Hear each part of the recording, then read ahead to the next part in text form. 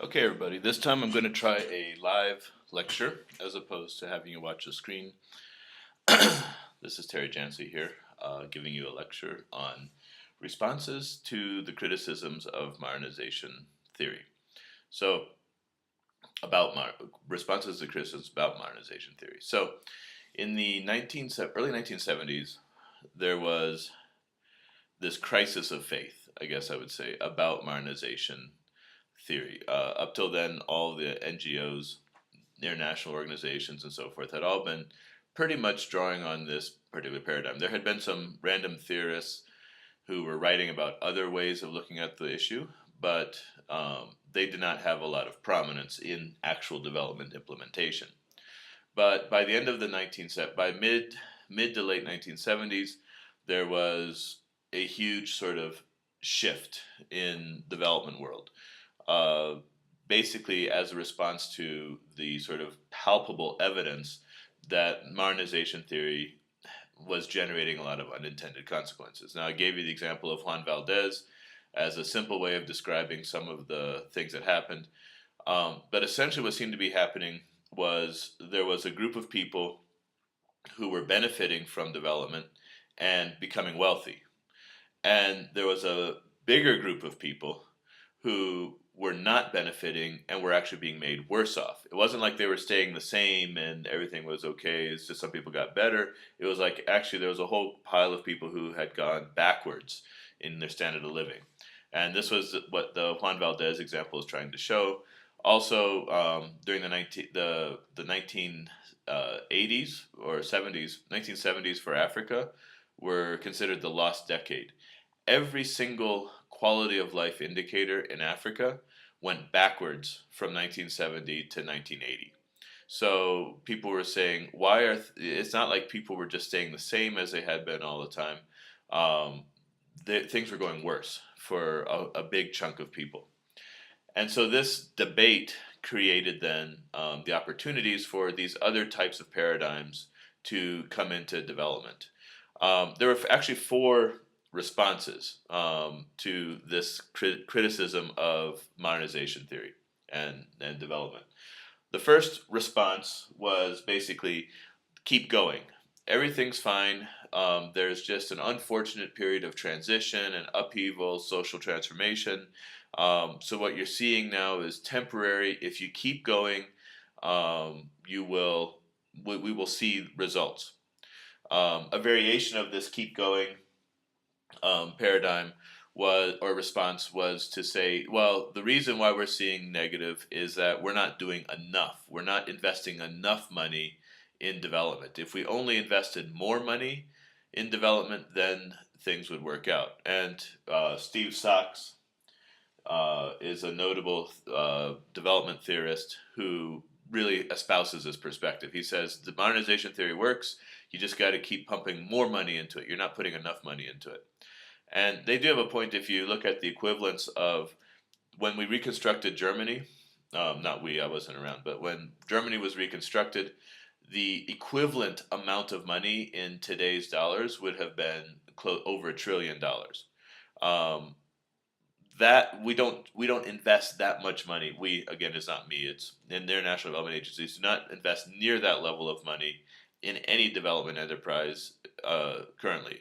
Now, the entire development world probably has about a 250 billion to 500 billion dollar a year amount of money going into it, but it's all dispersed across all of these countries. So a lot of people like Sachs would say you're just not putting the same amount of money you did into Germany. So obviously you're not going to get the same results.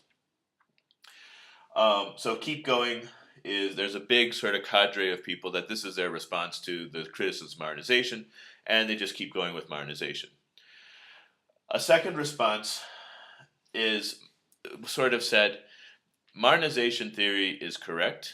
It has the right assumptions, but the problem is that we didn't do it right. We had some sort of implementation faults. If we had done it right, it would have succeeded.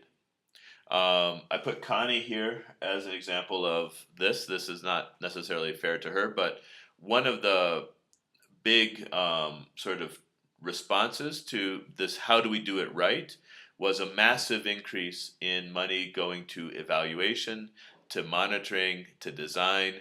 The whole evidence-based programming is really coming out of this paradigm here, this do it right response. So what they're saying is, if we had gotten the right evidence, if we had invested the right amount of time into design, if we had invested the right amount of time into monitoring, we would have ensured that we had done it right, and then there would not have been these unintended consequences.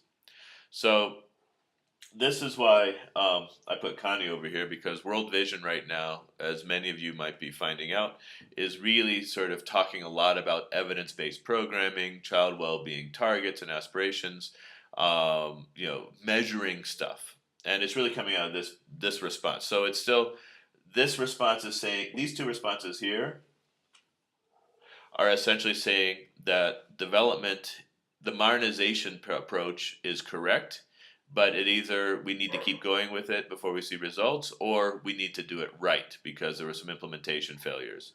And this is, I would say, World Vision is currently occupying this position right here, organizationally. Now, there's 40,000 people in World Vision, so obviously there's a lot of variation over perspectives, but as an organization, you're seeing this kind of response to the modernization criticism.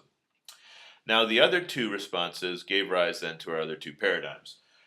The response number 3 that I've listed up here was basically saying the assumptions, the deep sociological assumptions, which I didn't go into in my talks, but there's a lot of sociological theory behind modernization theory. They're saying those deep assumptions are generally correct. But the problem is that what we need to do is provide access to those who are left behind. So in other words, they're saying the modernization theory worked. You saw a big part of society sort of benefiting and developing, but there was a group that was left behind. And the issue then is not to change everything, but it is to, how do we integrate that group? How does that group get access to modern society? Now, there's about the people that are left behind, though, they're not being left behind because of something that is wrong with them. They're being left behind because there is something in the system that didn't allow them access. So one of the classic examples would be, for example, there's a big, nice, modern hospital in the capital city, but there's no health care in the rural areas. So people in the rural areas, it's not because they're stupid or incapable, but they just don't have access to healthcare because the healthcare services are in the city, not in the countryside. So then you would do development work that decentralizes the healthcare out into the rural areas, working more with clinics, with local village health promoters and things like that. So this was essentially the growth with equity paradigm. I just put GWE there, growth with equity. And what it's really trying to do is target those people who are left behind. The last paradigm, which I consider the most interesting one, but not everybody agrees with me, was one that basically said the assumptions in modernization theory are wrong.